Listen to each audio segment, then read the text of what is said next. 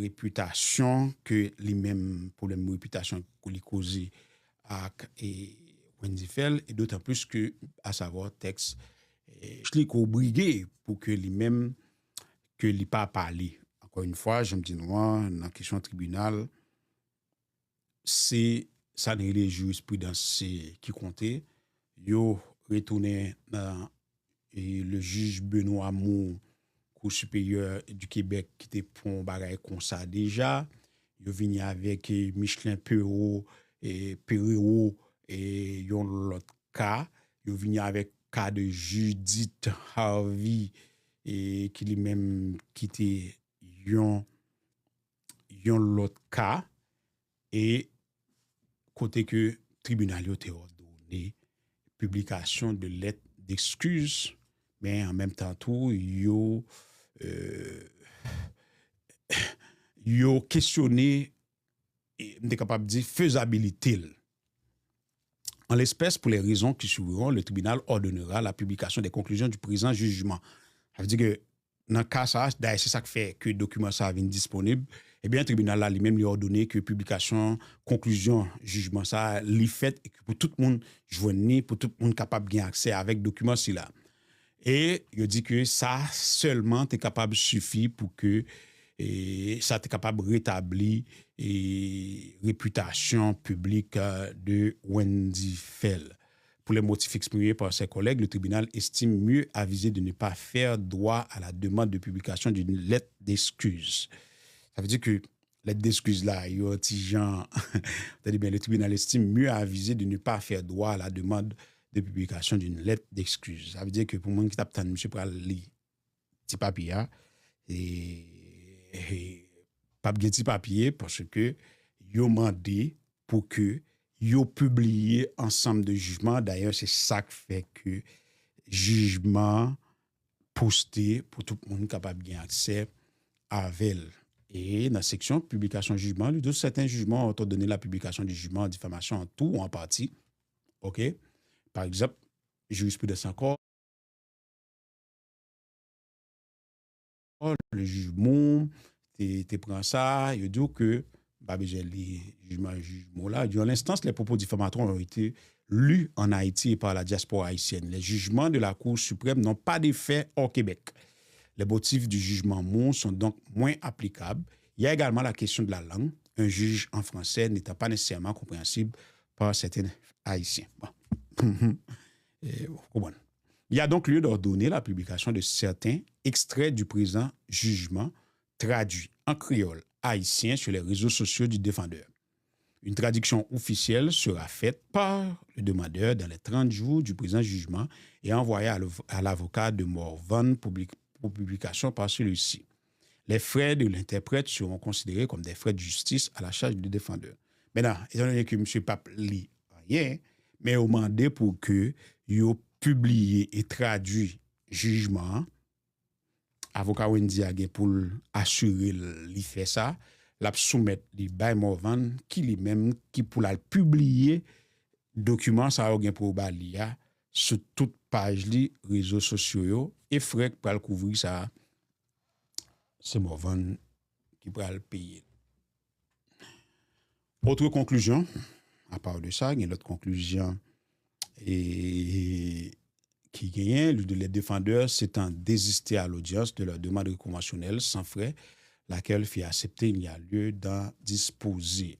Le tribunal tient par ailleurs à se prononcer sur la mise sous scellé de certains documents du dossier. Il y a des preuves, il y a des documents personnels, ces informations, yo mettez scellé sous yo et c'est ça juge là. Et me suspecte surtout état financier, revenu, documents privés et qui te gagné au juge là mettez scellé sous yo. Et cette mise sous scellé s'est faite sans autorisation de la Cour, laquelle est nécessaire au regard du principe de la publicité des débats. Une exception à ce principe doit faire l'objet d'une demande en ce sens et être appuyée d'une preuve exigeante. Aucune demande en ce sens n'a été faite et la preuve ne révèle aucun motif de l'imposer. Les scellés seront levés. Bon, juge là te mettez scellé ce document, mais il dit que une question de liberté et publicité pour jouer une information sur ce débat, ça veut dire que si grand monde qui voulait regarder puisque ils ont insisté que et monsieur pas gain revenu etc. Sous besoin de rentrer dans et dans jugement plus ou capable aller. Bon, nous entrer dans décision tribunal là qu'on y a là. Attendez bien. Pour ces motifs, le tribunal accueille en partie l'action du demandeur Wendy Fell. A dit, papa, monsieur, tout ça le besoin, il va en partie. 1. Condamne John Colin Morvan a payé au demandeur Wendy Fell la somme de $30,000 avec les intérêts et indemnités additionnelles à compter du 4 juin 2023, dont $15,000 solidairement avec Bravo à la Jeunesse Incorporation. 2. Condamne la défendresse Bravo à la Jeunesse à payer au demandeur Wendy Fell la somme de $15,000 solidaires avec John Colin Morvan avec les intérêts et l'indemnité additionnelle à compter du 4 juillet 2023. Condamne John Colin Morvan a payé au demandeur Wendy Fell la somme de $15,000 à titre de dommages et intérêts punitifs avec les intérêts et indemnités additionnelles à compter de la date du présent jugement.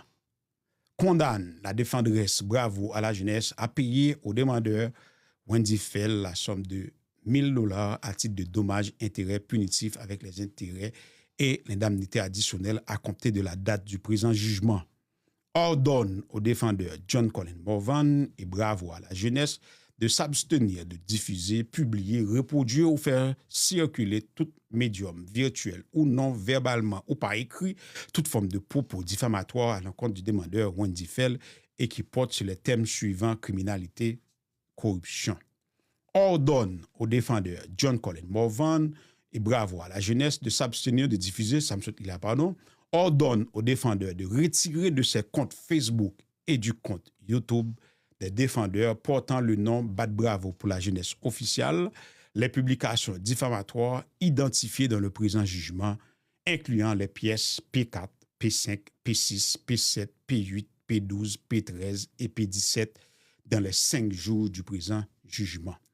Ordonne aux défendeurs de publier une copie des conclusions du présent jugement et de ses paragraphes 60, 62, 65 et 66, ainsi qu'une copie certifiée par un traducteur agréé en langue créole haïtienne des conclusions et les paragraphes du jugement dans les 10 jours de la réception d'une telle traduction. Ordonne la levée de la mise sous scellé des pièces du dossier, le tout avec les frais contre les défendeurs, y compris les frais d'interprète signés Sylvain Lucier, Maxime Saint-Onge, avocat de Wendy Fell, Michel Lachance, avocat du défendeur, et Morvan, ça c'est liste pièce yo bail ensemble de références et par rapport avec texte là, c'est comme ça jugement fini. Eh bien, moi tout fini là tout. On dit non. Bon mercredi